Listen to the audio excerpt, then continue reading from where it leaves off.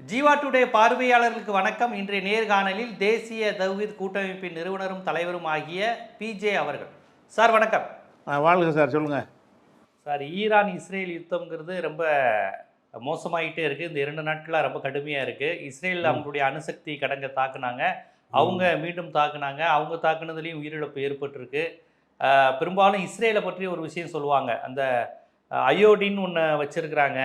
அது அவ்வளவு எளிதா வர்றதையெல்லாம் திருப்பி தாக்கக்கூடிய, தடுக்கக்கூடிய வல்லமை பெற்றது. நீங்க அடிக்கடிக்கு அப்படி அம்ப பிடிச்சு திருப்பி எறிகிற மாதிரியான ஒரு வல்லமை பெற்றது இஸ்ரேல். அதை வச்சு தாக்குவாங்கன்னு சொன்னாங்க. ஆனா பட் அதையும் மீறி ஈரான் தாக்கி இருக்கிறாங்க. அப்ப என்ன மாதிரியான விஷயங்கள் நடக்குது? அவங்க திருப்பி ப்ரிப்பேர் பண்றதுக்குள்ள ஈரான் தாக்குவாங்கங்கிறாங்க. இந்த போர் யுத்தி எப்படி போகும்? இது யாரு இதுல வலிமை பெறுவாங்க? இது எப்படி சர்வதேச நாடுகள் அணுகும்? உங்க பார்வை என்ன? முதல்ல இந்த இந்த சம்பவத்துடைய துவக்கத்திலேருந்து வந்துடுவோம். வெள்ளிக்கிழமை இஸ்ரேல் தாக்குறாங்க. அந்த தாக்குற சம்பந்தமாக நிறைய தவறான கருத்துக்கள் தான் ஊடகங்கள் வழியாக சொல்லப்படுகிறது. 200 விமானங்கள் போய் தாக்குனுச்சு, இந்த மாதிரிலாம் செய்திகள்லாம் சொல்கிறாங்க. இந்த தாக்குதலை பொறுத்த வரைக்கும் 2 விதமாக அவங்களுடைய தாக்குதல், அந்த வெள்ளிக்கிழமை தாக்குதல் இருக்குது. முதலாவது தாக்குதல் என்னன்னு கேட்டால், அவர் ஜெலன்ஸ்கி என்ன பண்ணுறாரோ இந்த உக்ரைனில், அதே வேலையை இவங்க பண்ணியிருக்கிறாங்க. ஜெலன்ஸ்கி என்ன பண்ணுறாருன்னு கேட்டால், ரஷ்யாவுடைய விமானங்களையெல்லாம் அழிப்பதற்காக வேண்டி அவர் அவருடைய ஆட்களை ரஷ்யாக்கார மாதிரியே செட் பண்ணி வாகனங்கள் மூலமாக சின்ன சின்ன ட்ரோன்களை சரக்குகளை போல ஏற்றி கொண்டு அங்கே ரஷ்யாவுக்கு போய் அந்த விமானங்கள் இருக்கிற பகுதியில் ஒரு இடத்த வாடகைக்கு பிடிச்சி அந்த இடத்துல இருந்து ட்ரோனை விட்டு தான் தாக்கியிருக்கிறாங்க. அதாவது உக்ரைன்லேருந்து அந்த ட்ரோனை அனுப்பி தாக்கலை, அவ்வளோ தூரத்துக்கு போய் தாக்குறது ட்ரோனுக்கு முடியாது. அப்போ ட்ரோன் என்று சொன்னால் ஒரு 50-100 கிலோமீட்டர் தொலைவில் இருந்து தாக்குனா தான் அது வீரியமாக தாக்க முடியும் என்பதற்காக வேண்டி இந்த ட்ரோன்களை எல்லாம் என்ன செய்கிறாங்கன்னா அங்கே ரஷ்யாவுக்கே கொண்டு போயிடுறாங்க. கொண்டு போய் அங்கே ஒரு இடத்துல வைத்து ஆட்களையும் செட் பண்ணி அங்கே குடியேறி அங்கே இருந்து கொண்டு அதை தாக்குனதுனால தான் ரஷ்யாவுடைய போர் விமானங்கள்லாம் அழிக்கப்பட்டுச்சு.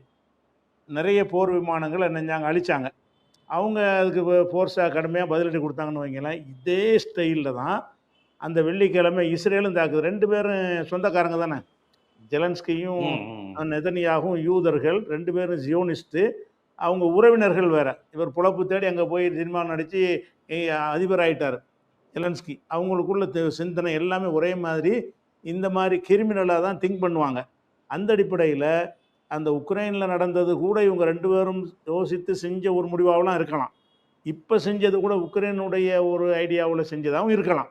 என்ன செய்கிறாங்கன்னு கேட்டால், இந்த சில ட்ரோன்களை இவங்க கொண்டு போய் ஒரு 100 பேருக்கு உள்ள அளவுக்கு ஆட்களை செட் பண்ணி, இப்போ ஒரு தகவல் என்ன வருதுன்னா, அந்த வேலைக்கு போயிருப்பாங்கள்ல வெளிநாட்டுக்கு, இந்தியர்கள் உள்பட சிலர் அவங்கள விலைக்கு வாங்கி அவங்கள கருவியாக பயன்படுத்தினதாக இந்த செய்தி இப்போ வந்துக்கிட்டு இருக்குது. அது உறுதிப்படுத்தப்படலை. ஆனால் அந்த ஆட்களை வச்சு தான் என்ன செய்கிறாங்கன்னா, அங்கே இந்த தலைவர்களை கரெக்ட் பண்ணி அடிக்கிறேங்கிறாங்கல்ல, அது இஸ்ரேல்லேருந்து குண்டு வச்சு யாரையும் தாக்கலை. ஒவ்வொரு தலைவரும் அங்கே போய் ட்ரோனில் தான் அடிச்சிருக்காங்க. ஈரானில் இருந்து தான் அங்கே அடிச்சிருக்கிறாங்க. ஈரானில் இருந்து இன்னென்ன தலைவர் இந்தந்த இடத்துல இருக்கிறாருன்னு சொல்லி இந்த ட்ரோனை அனுப்பி அதை செஞ்சுருக்காங்க. அந்த ட்ரோனை கொண்டு போயிருக்கிறாங்க. அப்போ ஈரான் இதில் ஒரு போதிய கவனம் இல்லாமல் இருந்திருக்கிறாங்க. அதாவது இந்த உளவு விஷயத்தில் உள்ள நாட்டுக்குள்ளே எப்படி ரஷ்யா கவனம் இல்லாமல் இருந்தானோ, ரஷ்யா அவ்வளோ ஒரு வல்லரசாக இருந்தாலும் எப்படி உக்ரைனில் ரஷ்யா ஏமாந்ததோ, ஒருக்கா ஏமாந்துருக்கிறாங்கங்கிற செய்தி இருக்கும் பொழுது அந்த அடிப்படையை வச்சாவது ஈரான் சிந்திச்சிருக்கணும். சிந்திக்காமல் என்ன செஞ்சிருக்காங்கன்னா, சர்வசாதாரணமாக உள்ள நுழைஞ்சு இருந்து ஒவ்வொருத்தரும் எங்கே இருக்கிறாங்க என்பதை கண்டறிந்து கொண்டு அங்கேருந்து கிட்டத்துலேருந்து அடிச்சிருக்காங்க. லோக்கலில் இருந்து தான் அந்த ட்ரோன் அடித்து சில தளபதிகள்லாம் கொல்லப்படுறாங்கல்ல, அது ஒரு விஷயம். அந்த மாதிரி தான் அந்த தாக்குதல் மெயின் குண்டு வச்சு தாக்குனாங்க அப்படிலாம் உள்ளதெல்லாம் கிடையாது. இதுதான் மெயினான ஒரு தாக்குதல். அது போக இதில் அமெரிக்காவுடைய ஒரு சதியும் இருக்குது. என்னென்னு கேட்டால், ஞாயிற்றுக்கிழமைக்கு ஒரு பேச்சுவார்த்தைக்கு முடிவாக இருந்தது. ஏற்கனவே இந்த அமெரிக்காவோட பேச்சு நடந்திருக்குல்ல, 2ஆம் கட்ட பேச்சுவார்த்தை அணுசக்தி விஷயமாக நடந்து கொண்டிருக்கிறது. அடுத்த பேச்சுவார்த்தை ஓமானில் ஞாயிற்றுக்கிழமை நடப்பதாக இருந்தது. அது சம்பந்தமான ஒரு ஆலோசனை பண்றதுன்னு சொல்லி தான் அவங்க அங்க கூடுறாங்க. ஒரே நேரத்துல எல்லாம் எப்படி மாட்றாங்கன்னு கேட்டா, இந்த அணுசக்தி சம்பந்தமா அக்ரீமென்ட்க்கு போகணும். நம்ம என்னென்ன மாரி பாயிண்ட்கள தயார் பண்ணிட்டு போகணும் என்பதற்காக வேண்டி, ஈரானுடைய அந்த இந்த பாதுகாப்பு படை இருக்காங்கல்ல, ரெவல்யூஷன் கார்டுங்கிறாங்கல்ல, அவங்களுடைய தளபதியும், இன்னும் வந்து இந்த ஈரானுடைய ராணுவ தளபதிகளும் கூடி என்ன செய்றாங்கன்னா, ஒரு ஒரு திட்டங்கள வகுப்பதற்கு கூடியிருக்கிறாங்க. இந்த செய்திகள வந்து அமெரிக்கா வழியாக இவங்க பெற்று வைத்துக்கொண்டு, அவங்க எங்க இருக்காங்கன்னு ம். தெரிந்து கொண்டு என்ன செய்றாங்கன்னா, பெரிய அளவுல தளபதிகள் கொல்லப்பட்டவங்கலாம் சாதாரண ஆளுங்க கிடையாது. அணு விஞ்ஞானிகள் ம். வந்து இல்ல, அந்த இல்ல. உங்களுக்கு இஸ்ரேல் நமது ஈரான் மீது தாக்குதல் நடத்தி கொண்டிருக்கும்போது, அமெரிக்கா தளபதிகளுடன் பேச்சுவார்த்தை அப்படிங்கிறத ஈரான் எப்படி அந்த அளவுக்கு நம்புச்சு? இந்த நேரத்துல நம்ம இது பண்ணா, அமெரிக்கா மூலம் இஸ்ரேலுக்கு தகவல் போயிராது அப்படிங்கிற மாரி யோசிக்கலையா? இது ரொம்ப ஒரு யோசிக்காம சராசரியான அனுமானமாச்சே. அமெரிக்காவ நம்பி ஏமாந்துருக்கிறாங்க. அமெரிக்கா வந்து அந்த இல்ல, அமெரிக்கா பேச்சுவார்த்தை வந்து இஸ்ரேலுக்கு ஆதரவான உலகத்துக்கே உலகமே தெரியும் தெரிஞ்சிருக்கு. இஸ்ரேலும் அமெரிக்காவும் இவங்க ஒண்ணுன்னு. தாக்குவான்னு அப்புறம் நினைக்காம எப்படி என்ன அப்படி ஒரு செய்றாங்கன்னா, விஷயம் அந்த பேச்சுவார்த்தை ஆ. மூலமா ஒரு தீர்வை எட்டுவோமேங்கிறத உடன்பட்டு போயிட்டாங்கல்ல. அவன் அமெரிக்கா என்ன செய்றான்னா, வழக்கம் போல நம்ப வச்சு கழுத்தறுத்து, அப்படித்தான் இதன் முந்தி வந்த அந்த சுலைமானிய கொன்றது அமெரிக்கா அப்படித்தான் கொன்றுச்சு. ஆமா, அமெரிக்கா ஆமா, வந்து ஆமா. இதே மாரி வர வச்சு தான் பேச்சுவார்த்தை ஏமாத்தி செஞ்சது அமெரிக்காவோட ஒரு வழிமுறைன்னு தெரிஞ்சும் கூட, ஈரான் வந்து இந்த எதிரிகளை கண்காணிக்கிற விஷயத்துல கோட்ட விட்டதன் காரணமாக, அவங்க அங்க இருந்து கொண்டே என்ன செஞ்சுட்டாங்க, தாக்கிட்டாங்க. இன்னைக்கு வந்து ஒரு ஒரு லாரி அளவுக்கு ஆட்கள் அள்ளி இருக்கிறாங்க. மொசாத் ஆட்கள. ம். நெறைய பேர் நேத்து நெறைய பேர் அரெஸ்ட் பண்ணியிருக்கிறாங்கன்னு வைங்களேன். இது இது ஒரு வகையான தாக்குதல். அதுக்கடுத்து என்ன செய்றாங்கன்னு கேட்டா, அங்க இருந்து கொண்டே சைபர் அட்டாக் மூலமாக அந்த இந்த பாதுகாப்பு கவசங்கள் பூரா செயலிழக்க வைக்கிறாங்க. அங்க இருந்து கொண்டே சைபர் அட்டாக் பண்ணுவதற்கு கிட்டத்துல இருந்தா தான் சாத்தியமாகும். அந்த நெட்வொர்க்லாம் கிடைக்கும். அப்ப அந்த நாட்டுல இறங்குன இந்த இஸ்ரேல் ஆளுங்க அங்க இருந்து கொண்டே அயர்ன் டோம்னு சொல்றாங்கல்ல, இதே மாரியான ம், ஏற்பாடுகள் ம். வந்து ஈரான்லயும் இருக்குது. S-400 இருக்கு, S-300 இருக்குது. அத வச்செல்லாம் என்ன செய்ய முடியும்? அவங்க வந்து வரக்கூடிய விமானங்கள, ஏவுகணைகள வந்து தடுக்க முடியும். அப்படிங்கிற ஏற்பாட வந்து செயலிழக்க செய்றாங்க. அதாவது அந்த சைபர் கிரைம் அந்த புரோகிராம மாத்தி விட்டு, அது வந்து ஒர்க் ஆகாம என்ன செய்றாங்க, ஆக்குறாங்க. தாக்குதல் நடத்தி அழிக்கல. அந்த அதுல உள்ள சாஃப்ட்வேர்ல உள்ள என்ன செய்றாங்கன்னா, புரோகிராம மாத்தி அமைச்சு இந்த வேலையும் இஸ்ரேல் செய்றாங்க உள்ள நுழைஞ்சு.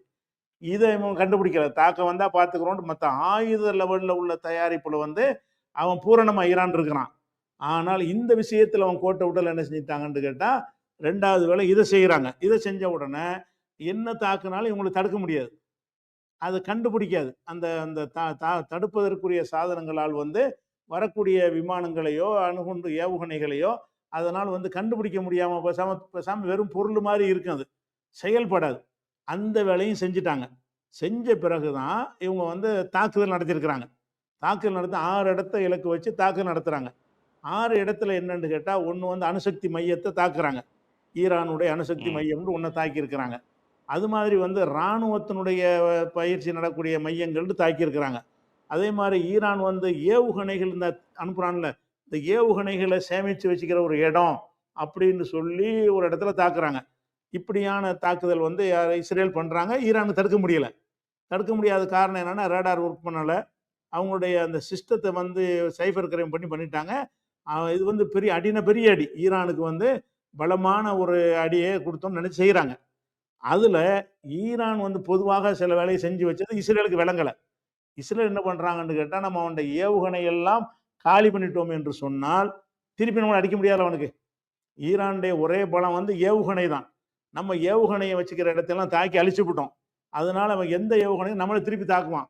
அந்த தைரியத்துல தான் என்ன செஞ்சாரு, அடுத்த நாள் பேட்டி அதாவது தாக்கி முடிச்ச உடனே நெத்தன்யாகு என்ன செஞ்சாருன்னு கேட்டா, இனிமே வந்து நாங்க தான் ஆரம்பிப்போம்.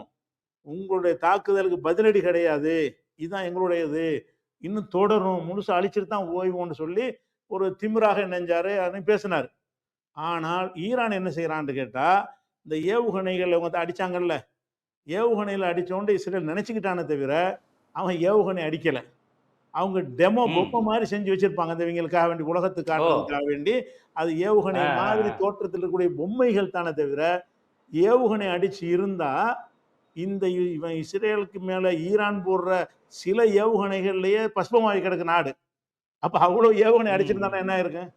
ஏவுகணை இருக்கிற இடத்துல அடிச்சு நொறுக்கி இருந்தான்னு சொன்னா அது வெடிச்சு அங்கே வெடிச்சு அங்கேருந்து ஒரு 20-30 ஊர்கள்லாம் காலியாகி அப்படியான ஒரு சேதத்தை ஏற்படுத்தி இருந்தா தான் ஏவுகணையை தாக்கணும்னு சொல்ல முடியும். ஆனா ஏவுகணையை நினைத்து ஏவுகணை போல டம்மி பீஸுகள் வச்சிருப்பாங்க. ஈரான்ல வந்து இப்ப இந்த மாதிரி வேலைகள் நிறைய செய்வாங்க. அப்ப டம்மி பீஸுகளை வெளியே வைத்திருப்பாங்க. ஏவுகணை வேற இடத்துல செக்யூரிட்டியான இடத்துல வச்சிருப்பாங்க. இவன் விளங்காம என்ன செஞ்சுட்டான்னு கேட்டா எல்லாத்தையும் நம்ம அழிச்சு விட்டோம். இனிமே நமக்கு ஒண்ணுமே வராது. அப்படிங்கிற ஒரு எண்ணத்தை உண்டாக்குனாங்க. ஏவுகணைகள் அப்ப ஏவுகணை பத்திரமா இருக்கு, ஈரான்ட்ட ஒரிஜினல் ஏவுகணை பத்திரமா இருக்கு, அதை இனிமே தான் பயன்படுத்த போறான் அவன். அது எப்படி தெரியுதுன்னு கேட்டா, அவன் அன்னைக்கு அடிச்சான்ல, அன்னைக்கு இரவே தாக்குறாங்க. இவன் ஏவுகணை இல்லைன்னு நினைச்சுக்கிட்டு இருக்கிறான். அவங்க என்ன செய்றாங்க, தாக்குறாங்க. எப்படி தாக்குறாங்கன்னு கேட்டா, கடல்ல இருந்து தாக்குறாங்க. கடல்ல உள்ள கப்பல்ல இருந்து அவ்வளவு ஏவுகணையும் வருது.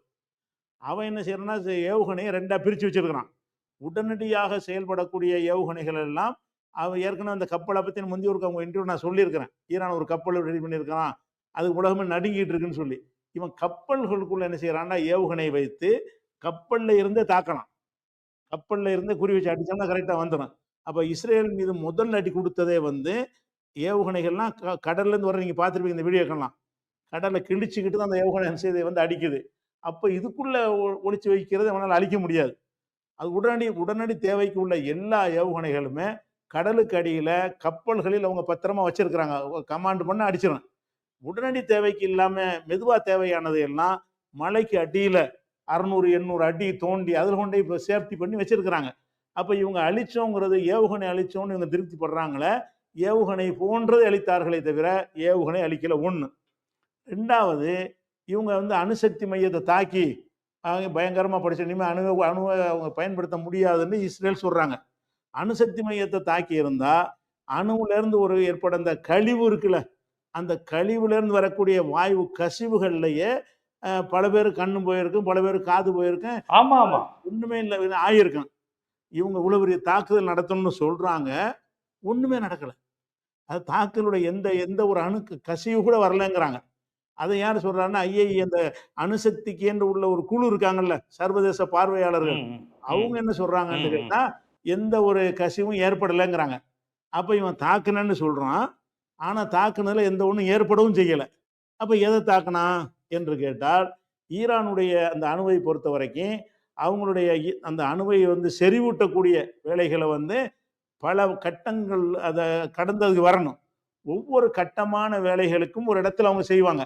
முதல் கட்டமானது தான் இவங்க தாக்குதல் நடத்தின இடம். அதுல யுரேனியம் ஸ்டாக் இருக்கும், அவ்வளவுதான். யுரேனியத்தை ஸ்டாக் வச்சிருப்பாங்களே தவிர அது அணுவுடைய எந்த ஒரு வேலையும் செய்யாது. அதுக்கப்புறம் பிரிச்சு எடுத்து என்ன செய்வாங்கன்னா 10% அதை டெவலப் பண்ண உடனே வேறொரு இடத்துக்கு கொண்டு போயிடுவாங்க. அதை 20% ஆக்கும்போது இன்னொரு இடத்துக்கு கொண்டு போயிடுவாங்க. 70% வரைக்கும் ஆக்கினா குண்டு தயாரிச்சிடலாம். அந்த ரேஞ்சை அடைஞ்சிட்டாங்க ஈரானு. அதெல்லாம் வந்து மலை அடிவாரத்துல ஒரு 900 மீட்டரு கீழே, அதில் மலைப்பகுதி கீழே குட்டஞ்சி என்ன செய்யறாங்கன்னா, அதுவுமே ஹமாஸே சுரங்கங்க வச்சிருக்கான், இஸ்ரேல் கண்டுபிடிக்க முடியலையே. அப்ப ஒரு கவர்மெண்ட் என்ன செய்வான், ஈரான் மாதிரி அந்த மாதிரியான சுரங்கத்துக்கு அடியில தான் அந்த அணுகுண்டுகள் இருக்குது. அணுவுடைய அந்த செறிவூட்டப்பட்ட யுரேனியம் அதுக்கு எந்த சேதமும் ஏற்படல. அது எங்க இருக்குன்னு கண்டுபிடிக்கவும் இல்லை. இவன் என்ன செய்யறான்னா, ஹமாஸ் வந்து மருத்துவமனைக்கு அடியெல்லாம் சுரங்கப்பாதை வச்சிருக்குன்னு சொல்லுவாங்களே, அது மாதிரியா? அதான் ஹமாஸ் வந்து சுரங்கப்பாதைகள் மூலமா எல்லாத்தையும் பயன்படுத்துவாங்கன்னு சொல்லுவாங்களே, அது மாதிரியா ஈரான் சிஸ்டம்? அதுல இருந்து வேற மாதிரியா? அப்ப இவங்க அடிச்சதுலயே ஒன்னும் சேதம் ஏற்பட அணு அடிச்சிருந்தா இன்னும் நடந்திருக்கும். பல பேர் கண்ணு போயிருக்கு. இப்ப நம்ம கூடங்குளத்துல அணு நிலையம் வந்து மின்சார நிலையம் தான் அமைக்கிறான். அதை எதிர்த்து எல்லாரும் போராட்டம் பண்ணாங்க. உதயகுமார் சார் தலைமையில பெரிய கூட்டமெல்லாம் நடத்தினாங்க. அப்ப அவங்க சொன்ன விஷயம் என்னன்னு, லேசா ஒரு கசிவு ஏற்பட்டாலேயே ஒரு 200 கிலோமீட்டர் அளவுள்ள மக்கள் பாதிக்கப்படுவாங்க. அவங்களுக்கு அவ்வளவு பெரிய விஷயம் இங்க வைக்கக்கூடாது. இந்த அணுவுல சின்ன ஒரு கசிவு ஏற்பட்டாலும் அந்த கழிவுகளை கொண்டு போய் ஒழுங்கா புதைக்காவிட்டால் கூட பாதிப்பு ஏற்படும்னு சொன்னாங்க. அணுகுண்டு உள்ளதில்ல, மின்சாரம் தயாரிக்கிற அளவுக்கு முந்தின ஸ்டேஜில் உள்ளதுக்கு இது ஏற்படும் அச்சப்பட்டாங்க. அப்ப இது வந்து இவன் அணுவில தாக்கி இருந்தான்னு சொன்னா கிட்டத்தட்ட ஒரு 300-400 கிலோமீட்டர் மக்கள் என்ன செஞ்சிருப்பாங்கன்னா பாதிக்கப்பட்டிருப்பாங்க. ஒரு கசிவும் வரல. அவன் எந்த ஊர்ல அடிக்கிறானோ அந்த ஊர்லயே எதுவுமே நடக்கல. அப்ப அந்த மாதிரி இருக்கும்போது அணுசக்தி மையமே சொல்லிட்டாங்க. அப்ப இவன் என்ன நினைச்சிட்டான், நம்ம அணுவை தாக்கிட்டோம்னு நினைச்சான். ஆனா தாக்கல. தாக்குனது எதுன்னு கேட்டா யுரேனியம் ஸ்டாக் வச்சு இந்த இடத்த தாக்கி இருக்கிறான். அதுதான் அந்த கொஞ்சம் யுரேனியம் அவங்களுக்கு லாஸ் ஆயிருக்கிறது தவிர அணு சக்திகளை அழிக்கவே கிடையாது. இது ஒரு இவங்க இஸ்ரேலுடைய தாக்கலுடைய விஷயம் இதுதான் ஒன்று. ரெண்டாவது வந்து இது தாக்கி முடிச்ச உடனே இவங்க இந்த பில்டப் அமெரிக்கா நம்பி என்ன செஞ்சுட்டான்னு கேட்டால், நாங்கள் நாங்கள் சொல்லி தான் தாக்குனாங்க, எங்களை கேட்டு தான் செஞ்சாங்கன்ட்டான் முதல்ல ட்ரம்ப். எங்களை கேட்டு தான் செஞ்சாங்கன்னா அது புஷ்வானமாக போய் ஒன்றும் இல்லைன்ற உடனே அடி பதிலடி இஸ்ரேல் கொடுக்க ஈரான் கொடுக்க ஆரம்பித்த உடனே இவங்க தேவையில்லாமல் செஞ்சுட்டாங்க, இந்த வேலையை செஞ்சிருக்க கூடாது, எங்கள்கிட்ட கேட்கவே இல்லைன்னு பல்ட் அடிக்கிறான். அமெரிக்காவுடைய தன்மை என்னன்னு கேட்டால், ஜெயிச்சுட்டா நான் தான்பான், தோத்துட்டா எனக்கு தெரியும் அவன் தான் செஞ்சான். அப்போ ஜெயிச்ச மாதிரி நினைத்து கொண்டு தாக்கல் நடத்தவன சரியான அடி கொடுத்துருக்கிறார்கள், எங்கள் ஒத்துழைப்போடு தான் நடந்தது என்று பெருமை அடித்த ஒரு ஆள் அன்னைக்கு நைட்டே வந்து இஸ்ரேல் வந்து ஈரான் வந்து அடிக்க ஆரம்பிச்சிட்டான். அப்போ ஈரான் அடிக்க ஆரம்பித்த உடனே சேதம்னு சொன்னால் லேசுப்பட்ட சேதம் கிடையாது. இவன் வந்து 2 வருஷமா காசாவில் ஏற்படுத்தின சேதத்தை வந்து ஒத்த ராத்திரியில் ஏற்படுத்தினாங்க. பில்டிங்களோட மக்கள் தொகை அடிப்படையில் இல்லை. ஏன்னா மக்கள் தொகையெல்லாம் பங்கர் கட்டிடுவாங்க. கட்டிடங்கள் அடிப்படையில் கட்டிடங்கள் வகையில் எடுத்துக்கிட்டீங்கன்னா 2 வருஷமா காசாவில் செஞ்ச ஒரு வேலையை ஒரே நாளில் நினைஞ்சாங்கன்னு அவங்க செஞ்சுருக்கிறாங்க. அந்த ஒரு காசாவாக மாறி போச்சு. இன்னைக்கு வந்து ஹைஃபாவும் சரி, டெல்லவியும் சரி, டெல்லவியில் இந்த புது டெல்லி மாதிரி கிரேட் டெல்லின்னு உண்டாக்கி வச்சிருக்கிறானுவோ, அதுவாக இருந்தாலும் சரி, ஜெருசலமாக இருந்தாலும் சரி, அப்படியே இந்த இன்னொரு காசாவை நீங்கள் பார்க்கலாம். ஒரு நாள் அடியில் அது நீங்கள் வந்து 6வது நாள் அடிச்சிருக்கான். இன்னைக்கு 6வது தடவை. அன்னைக்கு ஆரம்பித்தது வந்து அதை திருப்பி திருப்பி ஒரு செட்டை தான் அனுப்புவான். ஒரு 200 அடிக்கிறது, மரம் விட்டுறது, மறுபடி நம்ம கொஞ்சம் ஒரு 4 மணி நேரத்துக்கு பிறகு மரம் அடிக்கிறது. இந்த மாதிரி இது வரைக்கும் 6 முறை ஈரான் வந்து இஸ்ரேலை தாக்கி இருக்குது. தாக்கி என்ன சேதம் ஏற்படுத்தின்றதை நம்ம 2வது சொல்கிறேன். இவ்வளோ பெரிய சேதத்தை அவன் ஏற்படுத்தின பிறகு அமெரிக்கா வந்து பல்ட் அடிக்கிறான். அப்போ இதில் நம்ம அது செய்ய வேண்டிய விஷயம் என்னன்னு கேட்டால், அப்போ ஈரானில் இருந்த அந்த அயன் டோம் என்னாச்சு, தாட் சிஸ்டம்லாம் என்னாச்சு, தாடுன்னு ஒன்று கொடுத்தாங்க அமெரிக்காவில் இருந்து, அதெல்லாம் வந்து எதுக்கு இது வந்து தடுக்க முடியலை, இவங்க இவ்வளோ ஏவுகணையை விடுறாங்க, இஸ்ரேலில் இருந்த அந்த அயன் டோம்லாம் ஏன் ஒன்றும் செய்யலைன்னு ஒரு கேள்வி என்ன செய்து பரவலாக மக்கள் மத்தியில் இருக்குது. அதுக்கு என்ன காரணம்னு சொன்னால், இவங்களுக்கு அயன் டோமை பற்றியும் தெரியவில்லை, ஏவுகணையை பற்றியும் போதிய ஒரு புரிதல் இல்லாமல் இந்த மாதிரி சொல்கிறாங்க. அயன் டோம் என்பது வந்து ஒரு குறிப்பிட்ட ஒரு எல்லைக்குள்ளே நின்று தான் தடுக்க முடியும். அந்த எல்லைக்கு மேலே இந்த தாக்கக்கூடிய ஆயுதம் இருக்கும் என்று சொன்னால் அயன் டோம்னால தடுக்க முடியாது. முதல் விஷயம் என்னன்னு கேட்டால், அதனுடைய வேகம். அதாவது அயன் டோம்ல இருந்து வச்சிருக்கிறான்ல, இதனுடைய வேகம் வந்து 2500 கிலோமீட்டர் வேகத்துக்கு தான் இது போகும். இந்த அயன் டோமில் இருந்து அந்த ஒரு வரக்கூடிய ஏவுகணையை எதிர்த்து அனுப்புகிறான்னு சொன்னால் அது என்ன செய்யும்னா அது போகிற ஸ்பீடு 2500 கிலோமீட்டர் வேகம், மணிக்கு 2500 கிலோமீட்டர் வேகத்தில் போய் இதை வந்து தடுக்கும். எது? இந்த ஏவுகணை. அப்போ வரக்கூடிய அங்கேருந்து வர்ற ஏவுகணை 2500 கிலோமீட்டருக்கு உள்ளே இருந்தால் தான் இது போய் தாக்க முடியும். அது வந்து 12,000 கிலோமீட்டரில் வந்தால் அது வரக்கூடிய ஏவுகணையுடைய வேகம் 12,000 கிலோமீட்டரில் வந்துச்சுன்னு சொன்னால் இது இலக்கு வச்சு போகும்போது அதையெல்லாம் தாண்டி போய் வெறும் இடத்துலாம் போய் தாக்க முடியும், அது கடந்துடும். அப்போ வந்து இவங்க அயன் டோமுடைய வந்து 2500 வச்சுருக்கிறான்னா, அவன்கிட்ட வரக்கூடிய பிளாஸ்டிக் ஏவுகணையாக இருக்கட்டும், அது மாதிரி ஹைப்பர் சோனிக்காக இருக்கட்டும், சூப்பர் சோனிக்காக இருக்கட்டும், இந்த ஏவுகணைகள் எல்லாம் அது 6000 கிலோமீட்டரில் இருந்து 14,000 கிலோமீட்டர் வேகத்தில் வரக்கூடியது. வருவதே 14,000 கிலோமீட்டர் வேகத்தில் வந்தால் 2500 கிலோமீட்டர் வேகத்தில் போய் தடுக்க முடியுமா? அப்போ ஈரானுடைய அயன் டோம் எதை தடுக்கும்னு கேட்டால், சின்ன சின்ன ட்ரோன்கள் அனுப்புகிறாங்கல்ல, அதை தடுக்கும். ட்ரோன்களை என்ன செய்வாங்க, சின்ன சின்ன ட்ரோன் அனுப்பிட்டு இருப்பாங்க. அவங்க ஹிஸ்புல்லாவெல்லாம் போட்டாங்கல்ல, அதெல்லாம் சின்ன ட்ரோன்கள். அந்த ட்ரோன்கள் எல்லாம் தடுக்க முடியும். அந்த வகையில் சிந்திக்காமல் என்ன செய்கிறாங்கன்னா, அந்த ஏவுகணையும் தடுக்கும்னு உலகம் தப்பாக நினச்சிட்டு இருக்கிறாங்க.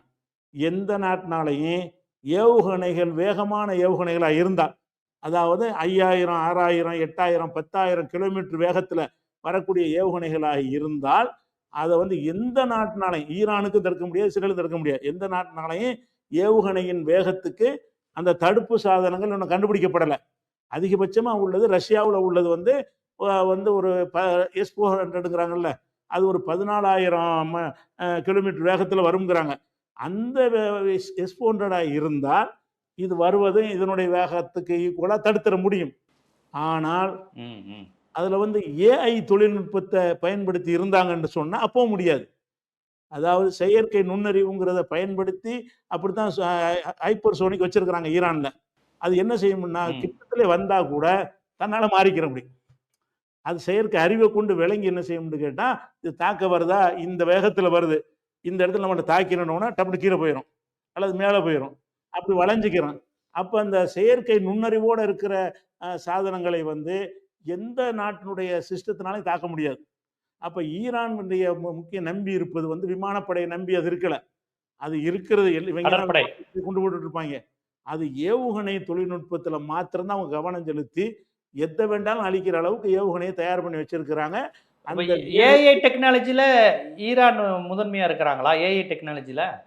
ஏஐல முழுமையா ஏஐல டெக்னாலஜி இருக்கிறாங்க. அது மாதிரி அந்த ஜிபிஎஸ் வந்து அவங்க கூகுள நம்புறது கிடையாது. தனியா சேட்டலைட் வச்சு ம். அவங்க ஜிபிஎஸ் மூலமா தான் வழிகாட்டுவாங்க. அந்த தொழில்நுட்பத்துல ஓகே, ஓகே. கூடுதல் இன்னும் சொல்ல போனா, இப்ப ரஷ்யாவுல வந்து இது உக்ரைனுக்கு பதிலடி குடுத்துருக்காங்கல்ல. உலக பேரழிவு குடுக்குற மாரி குடுத்துருக்காங்க. இந்த இவனுக்கு அந்த ஜெலன்ஸ்கி செஞ்ச வேலைக்காக வேண்டி ரஷ்யா வந்து பதிலடி குடுத்துருக்காங்க. அந்த பதிலடிக்கு பயன்படுத்தின எல்லா ஏவுகணைகளுமே ஷாஹிதுங்கிற ஏவுகணை. ஷாஹிதுங்கிறது பார்சி பேரு தான். ஈரானுடைய தயாரிப்பு தான். ம். ஈரான் தான் அது குடுத்துருக்கான். ஈரான்ல இருந்து ஓ! ஏவுகணைய ஓகே. வாங்கி தான் ரஷ்யாவே அடிக்குது. ஏவுகணை விஷயத்துல நம்பர் 1 ரஷ்யா தான். சாரி ஈரான் தான். ரஷ்யாவுக்கு ஏவுகணை வந்து இவங்கள்ட்ட தான் வாங்குறாங்க. பெரிய பெரிய தூரத்துக்குள்ள ஏவுகணைகள் தான் ரஷ்யாட்ட இருக்குமே தவிர, இந்த மாரியான ஒரு குறிப்பிட்ட ஒரு 500, 600 கிலோமீட்டருக்குலாம் உள்ள இதெல்லாம் கிடையாது ரஷ்யாவுல. அப்ப அவ்வளவுக்கு வலிமை மிக்க ஒரு ஏவுகணைகள நான் வச்சுக்கிறதுனால, இது ஒரு விஷயமாச்சு. அடுத்து என்னன்னு கேட்டா, இந்த செயலிழக்க செஞ்சாங்க. சைஃபர் மூலமா செஞ்சாங்கல்ல, அத வந்து உடனே ம். ரிகவர் பண்ணிட்டாங்க. ஈரான்ல அந்த தாக்குதல் முடிஞ்ச உடனே, அவங்களுடைய தாக்குதல் சிஸ்டங்கள்லாம் ஓரளவுக்கு வேலை செய்ற அளவுக்கு என்ன செஞ்சுட்டாங்க, கண்டுபிடிச்சுட்டாங்க. அப்ப சரியான பிறகு என்ன ஆகும்னு கேட்டா, அந்த தாக்குதல் இது மூலமாக ஏவுகணைய தடுக்கிறது கஷ்டம். விமானங்கள தடுக்கலாம். அதாவது விமானங்கள் ம், குறுக்கோல ம். வந்துச்சுன்னு சொன்னா, இந்த அயன் டோம் மாரியான சிஸ்டத்த வச்சு விமானத்தின் வேகம் வந்து மட்டுப்படுத்தப்பட்ட வேகம். ஏன்னா மனுஷன் ஓட்டிட்டு வர்றான். அவன் வந்து 14,000 ஆமா, ஆமா. அதோட வேகம். ஆமா. போயிருவான். அது தன்னால அனுப்பும்போது தான் அந்த வேகத்துக்கு அனுப்ப முடியும். அது விமானங்களுடைய வேகம் வந்து மட்டுப்படுத்தப்பட்ட வேகமா இருக்கிறதுனால, விமானத்தை வந்து சுட்டு வீழ்த்த முடியும். அத என்ன செஞ்சிருக்காங்கன்னா, F-35 விமானங்கள வந்து இதுவரைக்கும் 10 சுட்டுருக்காங்க. அதுக்கு பிந்தி இஸ்ரேல் திருப்பி இப்பவும் தாக்கிட்டு இருக்கிறாங்க. இஸ்ரேலும் போய் தாக்குறாங்க. இவனும் தாக்கிட்டு இருக்கிறான். அப்ப அவன் தாக்குதல வந்து அவன் முறியடிக்கிறான். இவன் தாக்குதல் வந்து ஏவுகணை தாக்குதல் கிடையாது. ஈரான்ல உள்ள அளவுக்கு உள்ள ஏவுகணை அமெரிக்காவிலயும் கிடையாது. ரஷ்யாவிலயும் கிடையாது. இவன்ட்ட தான் வாங்கி அவங்க செய்ய வேண்டிய நிலையில ம். இருக்கிறாங்க. இவங்கள்ட்ட இருக்கிறதெல்லாம் என்ன ம். விமானத்துல போய் கொண்டு போடக்கூடிய விஷயத்துல இவங்க முன்னேறி இருக்கிறாங்க. F-35 உலகத்திலே வெல்ல முடியாத விமானம்ங்கிற யாராலையும் கண்டுபிடிக்க முடியாது. ரேடார்ல சிக்காதுங்கிறாங்க. இவன் என்ன செய்றான்னா, F-35 அடிச்சிருக்கிறான் யாரு? ஈரான் 10 அடிச்சிருக்கிறான். அடிச்சது மட்டும் இல்லாம அந்த வீடியோ வெளியிட்டிருக்கிறான். அது எப்படி F-35 வருது, விரட்டிக்கிட்டு போய் அடிக்குது. திரும்புனோனே திரும்பி ரிவர்ஸ் ஆயி திருப்பி அடிக்குது. அடிச்சு கீழ வீழ்த்திருது. ம். ஒரு F-35லயே ஒரு நாட்டினுடைய மொத்த பொருளாதாரம் காலியாயிரும். அவ்வளோ பெரிய அதிக செலவுள்ள ஒரு விமானம் அது. அப்ப F-35 அடிச்சவன அமெரிக்கா ஆடுது. இத வச்சு தான் உலகத்த பயங்காட்டிட்டு இருக்கிறான். இன்னும் சொல்லப்போனா அந்த F-35னால தான் இந்த இத விட்டு செங்கடல விட்டு ஓடுனான் அவன். செங்கடல்ல ம். முகாமிட்டுக்கிற ம். கப்பல் அங்கேருந்து ஒரு F-35 அனுப்புறான் எங்க யெமனுக்கு. ஹூதிகள் ம். அடிச்சுட்டாங்க அத. F-35 ம். வந்து ரஷ்யாவால அடிக்க முடியாது. உலகத்தில் எந்த நாட்டுக்கு அடிக்க முடியாது. அப்படிங்கிற ஆனா வலிமை ஹவுதிகள் அடிச்சுட்டாங்க. ஹூதிகள் அடிச்சு கீழ வீழ்த்தினவன தான் ஒப்பந்தம் பண்ணிக்கிட்டு, ஆஹா நம்ம F-35 அடிச்சுப்புட்டாய்ங்க. இனிமே இங்க இருந்தோம்னு சொன்னா நம்முடைய கப்பல்களையும் அடிச்சுப்புடுவாங்க என்று அவன்ட்ட அக்ரீமெண்ட் பண்ணானா இல்லையா? அக்ரீமெண்ட் பண்ணிட்டு ம். செங்கடல விட்டு தப்பிச்சு ஓடி போயிட்டான் யாரு? அமெரிக்கா. அப்ப F-35ல ஹூதிகள்ட்டயே அவன் தோத்து போயிருக்கிறான். அப்ப ஈரானுக்கு தான் அந்த தொழில்நுட்பத்த குடுத்தவன். அப்ப அவன் தோக்க மாட்டானா? இந்த சைஃபர்னால ஒரு அட்டாக் பண்ணி இருந்தனால தான் தோத்துட்டாங்க. சில தாக்குதல் நடத்த முடிஞ்சுச்சு. அத கரெக்ட் பண்ணி முடிச்ச உடனே, இப்ப வந்து என்ன செய்றாங்கன்னு கேட்டா, அந்த விமானங்கள சுட்டு விட்டுருக்காங்க. விமானங்கள், ட்ரோன்கள்லாம் அடிச்சு தள்ளிட்டு இருக்கிறாங்க. அதை மீறி இஸ்ரேல் தாக்கவும் செய்கிறது. இஸ்ரேல் தாக்கி சில எண்ணெய் வயல்கள்லாம் நெஞ்சிருக்கிறாங்க, கொளுத்தி விட்டுருக்காங்க. அது சேதம் தான். கம்பேர் பண்ணீங்கன்னா, அவன் 1 இவன் 10 அடிக்கிறான் இப்ப. இஸ்ரேலும் இன்னைக்கு அடிச்சுக்கிட்டு இருக்கிறது. அவன் ஒரு சேதம் ஏற்படுத்தினான்னு சொன்னா, இஸ்ரேல் மீது ஈரான் அடிக்கிற சேதம் வந்து 10 மடங்கா இருக்கிறது. கம்பேர் பண்ணி பார்த்தீங்கன்னா. அப்ப அந்த அளவுக்கு பெரிய பெரிய அளவுல அவங்க வந்து தாக்குதல் பண்ணிட்டு இருக்கிறாங்க. அது அது ஒரு பதிலடியாச்சு. குடுத்துட்டு இருக்கிறாங்க.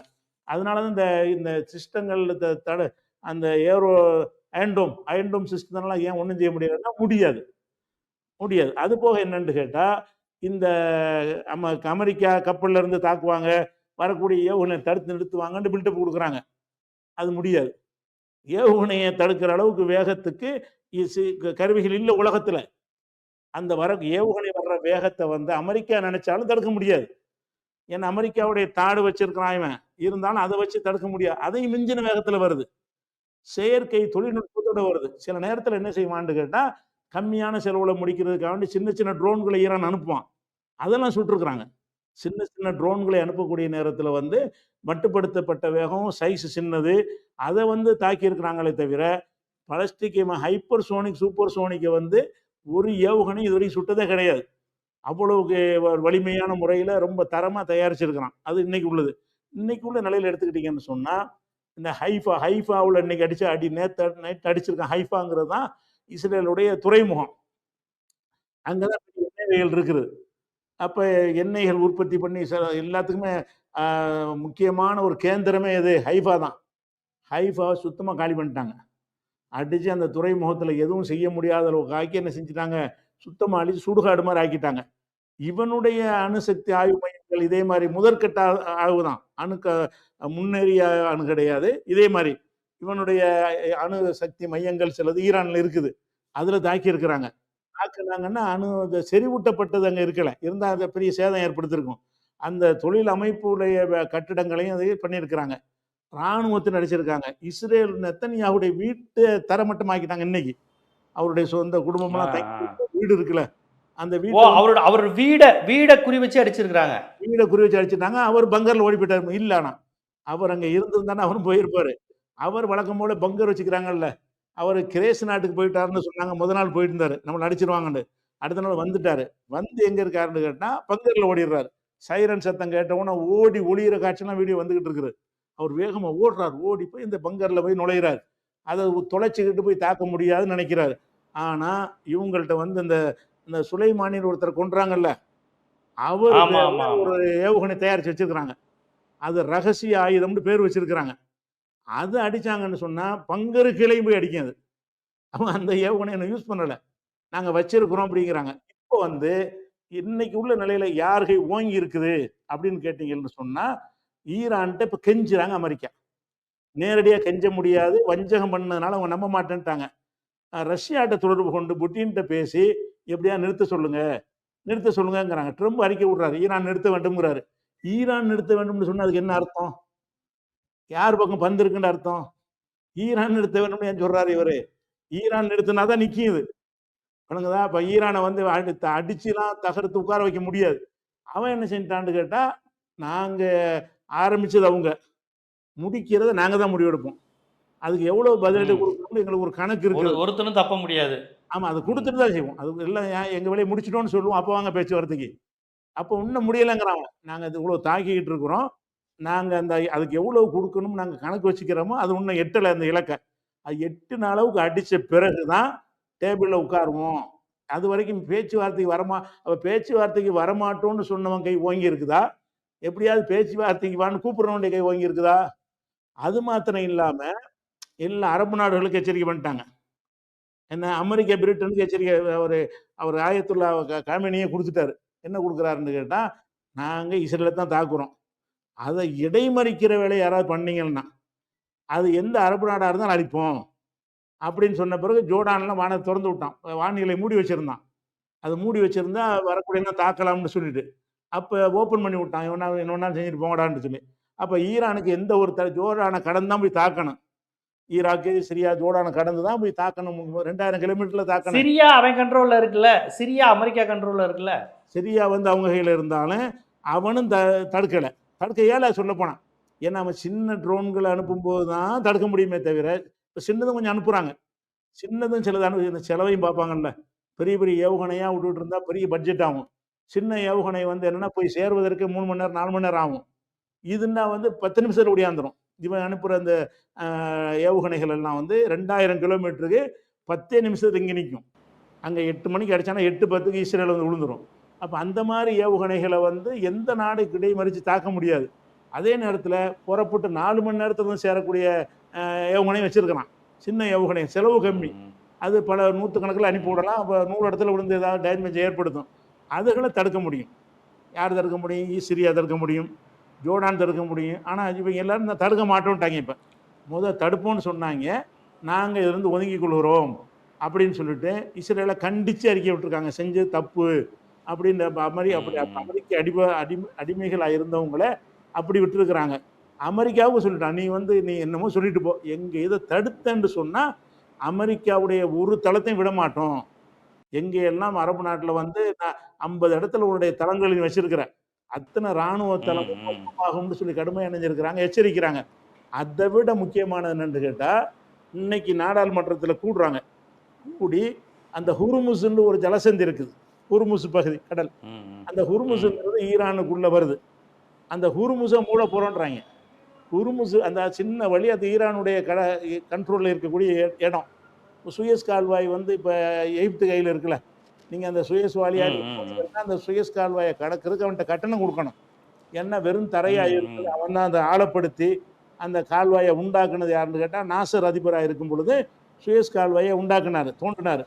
அந்த மாதிரியான இப்போ நம்ம இங்கே இருந்துச்சுல மண்ணாக இருக்கும், அந்த மண்டபத்துக்கு நடுவில் அந்த இது சேது சமுத்திரது தோண்ட போனாங்கல்ல, வெறும் வேலை பத்தலண்டு இவங்க ராமர் பாலனுக்கு எடுத்து விட்டாங்க. அதை இந்த மாதிரி என்ன பண்ணாங்க, நாசர் பண்ணி வச்சுக்கிற மாதிரி அவங்க என்ன செய்கிறாங்கன்னா, அது சிரமம் இல்லாமல் போகிறதுக்காக 2 கடல் இருக்குது. 2 கடல் வந்து இதோட நின்றும். இது 2 இணைச்சா தான் கப்பல் போக முடியும். அந்த தரைப்பகுதியை இவங்க தூர்வாரி அதை ஒரு கடலாக ஆக்கி அதை ஹுர்முஸ் ஜலசந்தின்னு அதுக்கு பேர். இந்த ஹுர்முஸுங்கிறது ஈரானுடைய ஏற்பாட்டில் உள்ள ஒரு விஷயம். அனைத்து அரபு நாட்டினுடைய ஆயிலும் அதன் வழியாக தான் போகுது. சவுதியாக இருந்தாலும் கத்தார் இருந்தாலும் அந்த ஹுர்முஸை கடந்து தான் போகுது. அதை மூட போகிறோன்ட்டு நீங்கள் வாக்கெடுப்பு நடத்துகிறாங்க.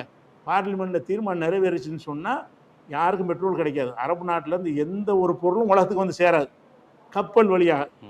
விமானத்தில் கொண்டு போய் பெட்ரோலை கொண்டு இறக்கணும்னு சொன்னால் 1 லிட்டர் 1000 ரூபாய்க்கு விற்க வேண்டி வரும்.